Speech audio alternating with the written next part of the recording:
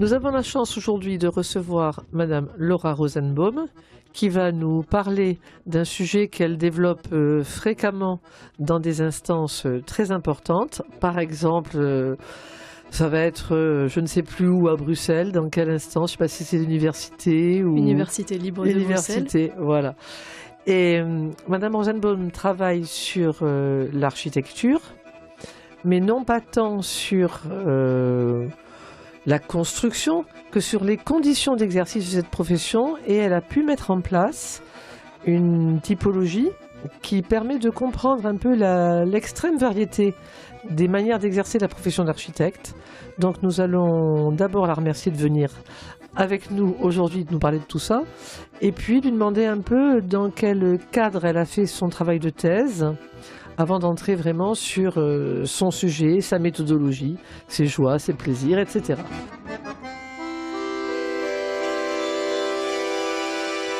Madame Rosenbaum, merci d'être venue. Donc, vous avez un travail important. La conférence que vous allez faire bientôt à Bruxelles, à l'Université libre, vous la faites avec votre directeur de thèse, si j'ai bien compris. Tout à fait. Donc, vous êtes bien en phase avec lui.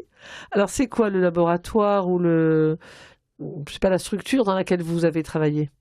Alors, donc j'ai réalisé une thèse de sociologie dans le laboratoire PAVE, qui signifie Profession, Architecture, Ville et Environnement, qui est situé dans l'école d'architecture et de paysage de Bordeaux. Et donc j'ai soutenu cette thèse en juin 2017, donc assez récemment, après avoir travaillé 4 ans donc sous la direction de Guy Tapie, qui est sociologue et professeur de sociologie à l'école d'architecture de Bordeaux. Le laboratoire PAVE, c'est un laboratoire dans l'école d'architecture, mais vous me dites que vous êtes sociologue. En fait, en France, les architectes qui souhaitent réaliser des thèses ont la possibilité de la réaliser dans différentes disciplines, parce que l'architecture est au carrefour de plusieurs disciplines, telles que la sociologie, l'urbanisme, la géographie, l'histoire de l'art. Donc à Bordeaux, il n'y a pas de mention architecture pour réaliser des thèses. C'est pour ça que notre laboratoire PAVE est conventionné avec l'Université de Bordeaux, et notamment l'unité du centre Émile Durkheim. C'est par ce biais-là, en fait, que je suis devenue docteur de sociologie. Docteur de sociologie, vous intéressant à l'architecture ? Tout à fait, parce que je suis de formation architecte. Ah, quand même. Quand même. Donc j'ai étudié à Bordeaux pendant 5 ans. Oui. J'ai terminé le cursus en 2010, et après avoir travaillé quelques années dans des agences d'architecture et d'urbanisme, je me suis lancée dans un parcours de recherche et d'enseignement. Oui, mais vous avez travaillé pendant quelques années, comme vous dites, mais si j'ai bien entendu ce que vous avez dit hors antenne, vous avez travaillé notamment au Chili, dans des conditions très particulières et très difficiles. C'était quoi cette expérience ? En fait, j'ai découvert le Chili pendant mes études d'architecture en Erasmus, en échange universitaire pendant une année. J'ai étudié là-bas. Parce qu'Erasmus, c'est donc pas simplement européen, ça peut être international. En fait, maintenant, le programme Erasmus, on l'appelle Erasmus. Au départ, c'était uniquement les frontières européennes comme contour de mobilité. Aujourd'hui, c'est plus étendu. On parle d'Erasmus+, qui inclut des destinations hors Europe. C'est le monde entier, quoi, en quelque sorte. C'est le monde entier, voilà. Voilà, rien que ça. Et donc, vous êtes allé au Chili ? Je suis allée au Chili, ça m'a beaucoup plu. J'ai eu un avant-goût pour la recherche là-bas en réalisant un mémoire de master sur des différents quartiers de la ville. Et puis, j'ai décidé d'y retourner une fois le diplôme obtenu en France, notamment parce qu'il y avait eu des catastrophes naturelles de tremblements de terre et de tsunamis en 2010. Et que nos professeurs de l'université nous rappelaient, nous proposaient du travail. Et c'est ce que j'ai fait pendant un an. Alors ce travail-là, pour un architecte donc, qui va sur des lieux sinistrés pour remettre en place des structures, des habitations, des institutions, c'est un travail associatif et bénévole ou c'est un travail financé par les institutionnels ? Alors, il y a différents cas de figure. On pourrait avoir les deux. Tout à fait. Souvent, les deux, en fait, s'articulent. Il y a un pan de la profession qui va être bénévole, travailler dans l'associatif ou des fondations, mais d'autres qui vont être plus missionnés par, en l'occurrence au Chili, un ministère de la reconstruction qui s'était mis en place et qui finançait des missions de reconstruction, donc en faisant participer les agences d'architectes, d'architecture et d'urbanisme à des concours. Et moi, c'est dans ce cadre-là, en tant qu'employé d'une structure d'urbanisme, que j'ai eu l'occasion de collaborer. Qui avait remporté son concours. Ils avaient remporté une vingtaine de sites à reconstruire. Voilà. Ça devait être quand même particulièrement difficile, ça. Parce que 20 sites à restaurer, ça veut dire qu'on voit 20 misères multipliées par autant de personnes derrière. Voilà, donc c'était la phase de diagnostic, d'état des lieux, d'aller rencontrer les personnes sur les sites, d'élaborer des prescriptions, de compter ce qui avait été détruit ou pas, ce qui était encore en bon état. C'était un peu un travail de fourmi finalement, mais très enrichissant d'un point de vue de l'architecte, mais aussi du point de vue humain, bien que, voilà, au sortir de l'école, ce n'était pas forcément très aisé de se retrouver en situation de crise que j'avais jamais vécue en France, quoi. Et alors, quand on a comme ça pris le goût, même si c'est difficile, pris le goût d'aller travailler à l'autre bout du monde, est-ce qu'on se dit, dorénavant, je travaillerai toujours à l'étranger? Est-ce que l'architecture, c'est un métier qu'on peut facilement exercer à l'étranger?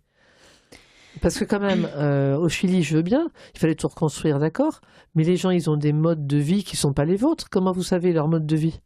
Alors voilà, en fait, ça dépend, je pense que chaque cas est un peu singulier, ça dépend vraiment des parcours des architectes déjà, de ce qu'ils ont pu vivre même avant leurs études d'architecture, s'ils ont été habitués à voyager en famille ou pas, s'ils parlent plusieurs langues, s'ils sont habitués à circuler et à être ouverts à d'autres cultures en général.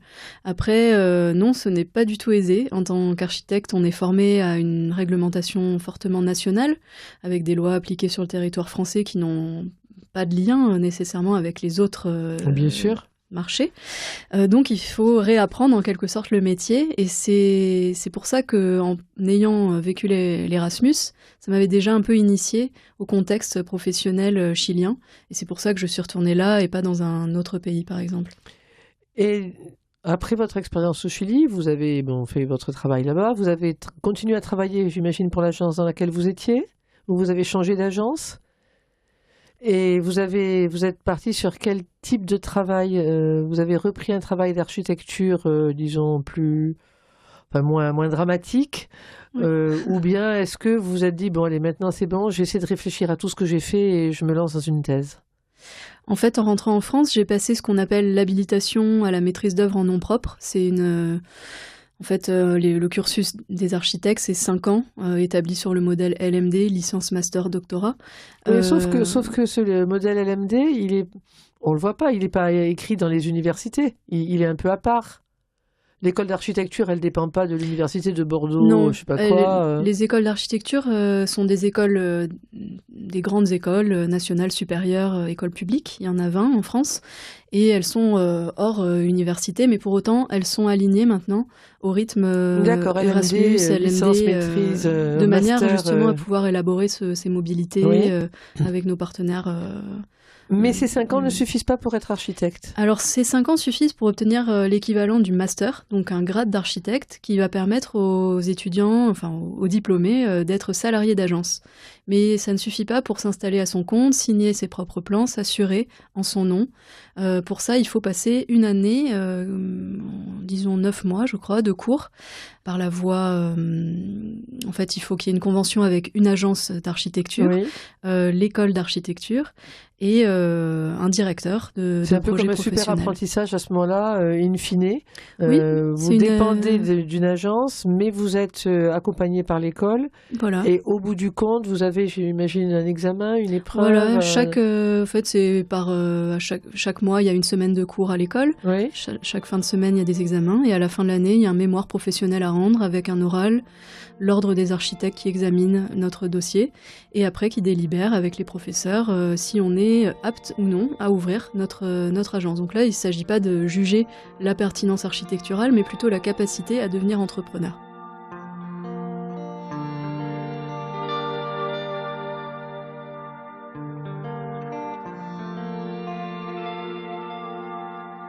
We're coming from the woods. We're coming from the woods. We saw what happened here. We saw what happened here. We're coming from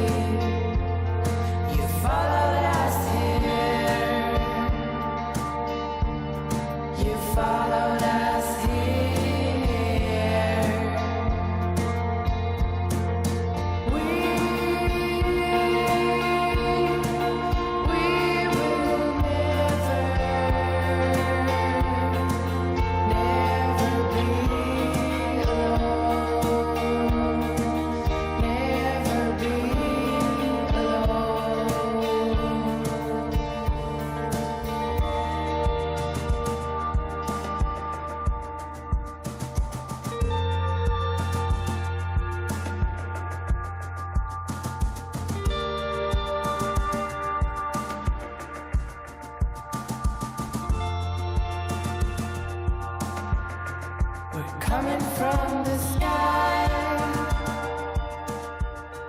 We're coming Laura Rosenbaum, vous avez donc soutenu votre thèse sur la condition internationale des architectes. Je crois là d'en avoir dit que le titre, mais évidemment il y a un sous-titre.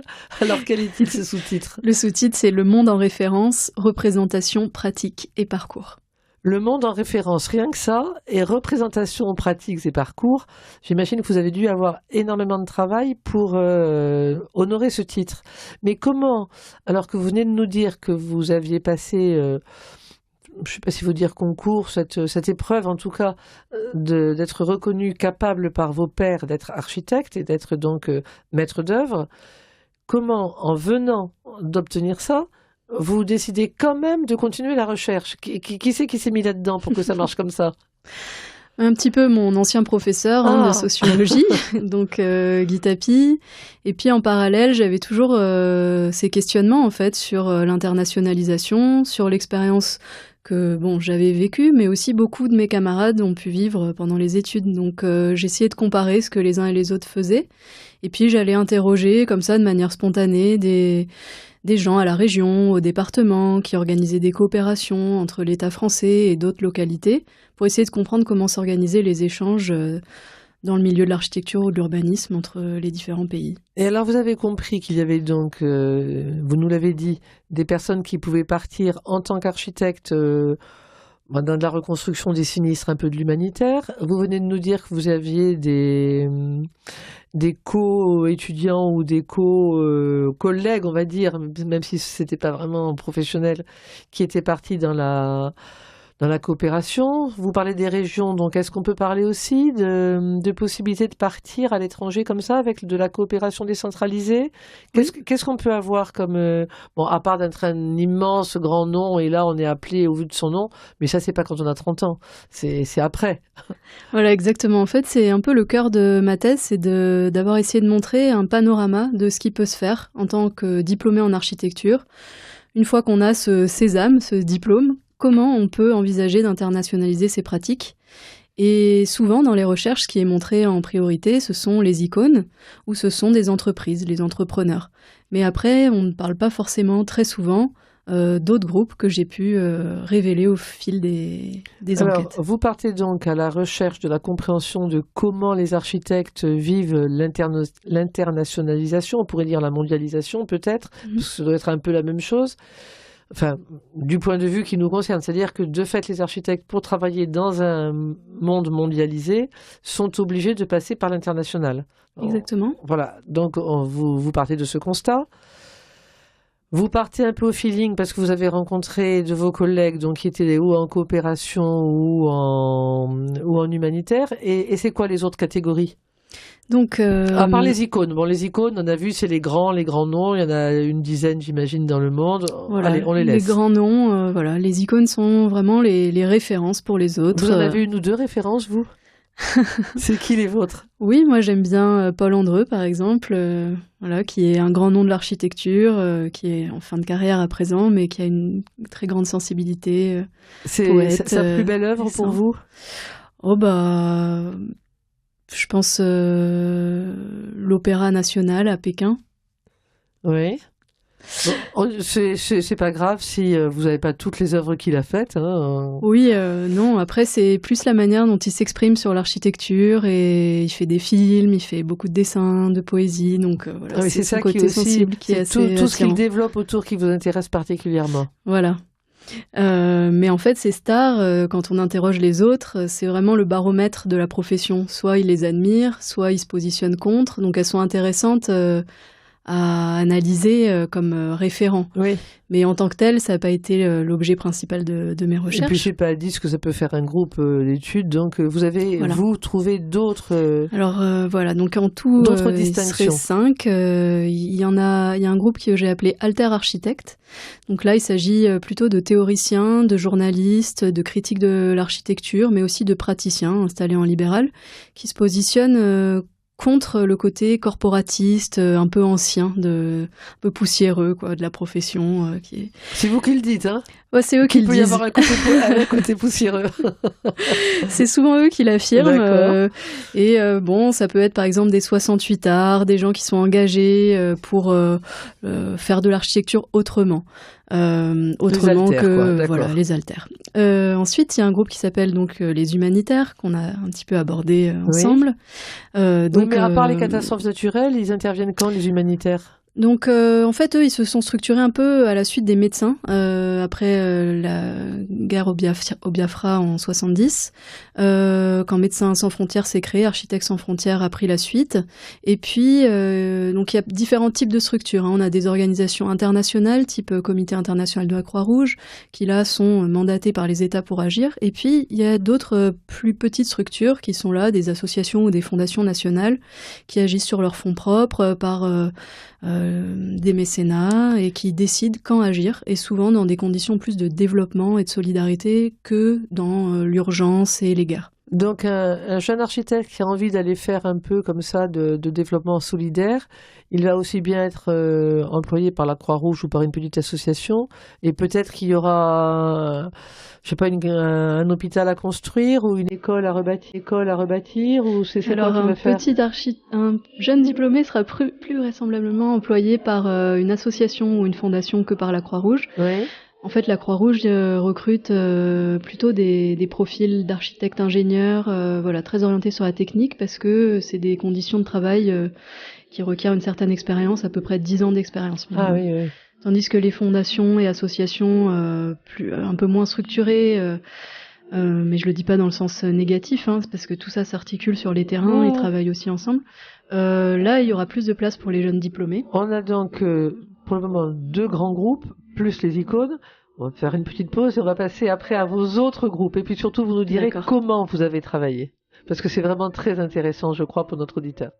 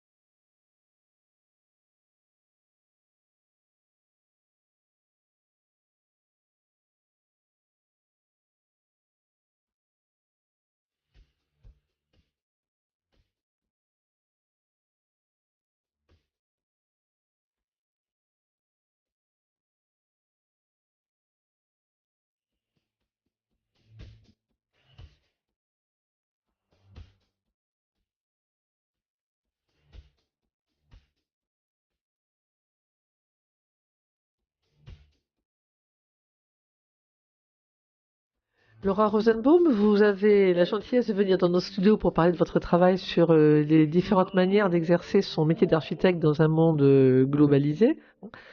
Et vous nous dites que vous nous avez parlé déjà de 2 manières au moins. Bon, j'exclus les icônes, c'est-à-dire les grands noms.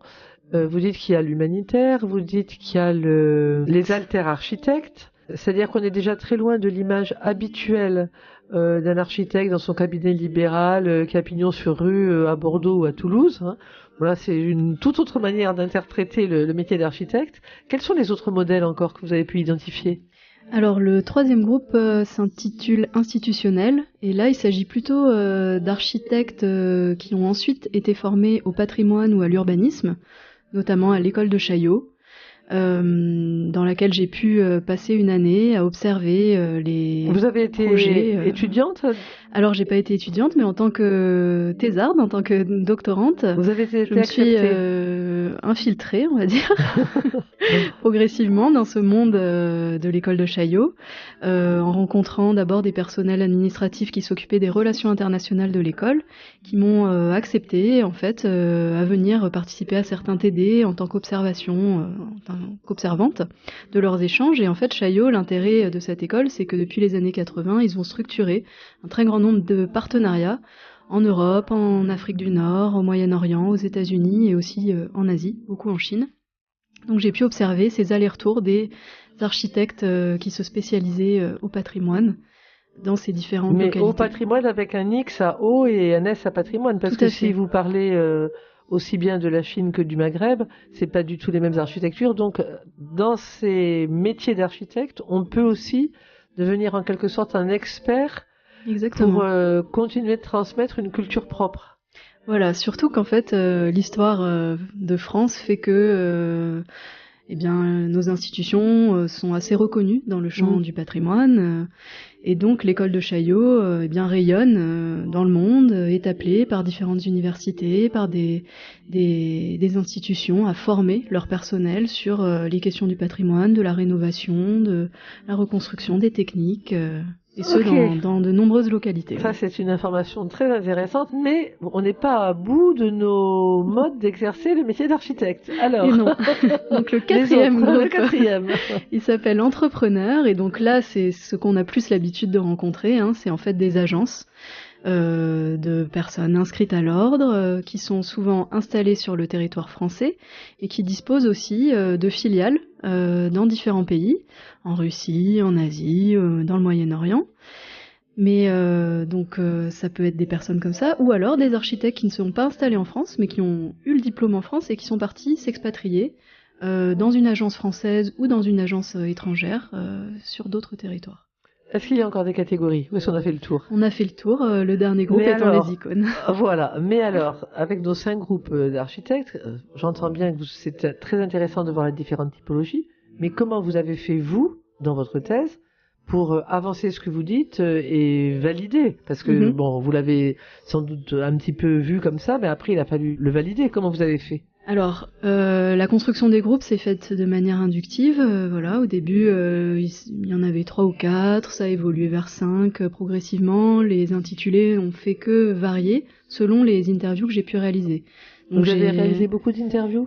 80, donc Ah oui, quand même. 50 auprès de praticiens internationalisés Oui. et une trentaine auprès d'institutions, d'associations et d'étudiants et du personnel du ministère. Et parallèlement à cela, j'ai réalisé un questionnaire, donc national, diffusé aux anciens diplômés et à l'ensemble des inscrits à l'ordre, où j'ai récolté 1700 réponses. 1700 réponses. Voilà. Donc, Alors ça là, fait il y avait de quoi effectivement valider votre intuition de départ. Tout à fait. Voilà, ces 2 techniques en fait combinées ont permis de valider des hypothèses sur une segmentation, mais m'ont aussi permis de cerner des profils types de personnes qui s'internationalisent, parce que tout le monde, bien entendu, ne s'internationalise pas. En fait, il ne s'agit que d'une petite minorité. Pour l'instant, environ 15% des diplômés travailleraient hors des frontières en 2015. Et dans ces diplômés, je ne parle pas des 15%, encore qu'on pourrait, on a toujours autant d'hommes que de femmes, ou est-ce que vous percevez une différence là avec la féminisation quand même d'une profession, comme dans beaucoup de professions? Oui. Alors, la profession d'architecte, pour le coup, est très masculine, hein, Oui, mais de manière globale, mais depuis les années 80, il y a une féminisation qui est notable. À partir de 2005, on a eu égalité dans les recrutements entre les hommes et les femmes, et depuis 2005, la féminisation progresse. Aujourd'hui, on est à 60% d'effectifs femmes parmi les étudiants, mais d'inscrits à l'ordre, seuls 25% des femmes sont inscrites à l'heure actuelle. Et allant travailler dans l'un de vos 5 groupes qui vont jusqu'à l'étranger, il y en a à peu près autant À peu près autant. À peu près autant. Face à l'internationalisation, ce que j'ai pu montrer, c'est qu'il y aurait une égalité entre hommes et femmes. Alors, avant de vous dire merci, juste un mot. La plus grande joie que vous avez eue pendant cette recherche? Je pense que c'est le retour des enquêtés, de leurs encouragements, mais aussi tout le soutien de mon équipe du pavé. Eh bien, merci beaucoup, Madame Rosenbaum. Merci à vous. Merci.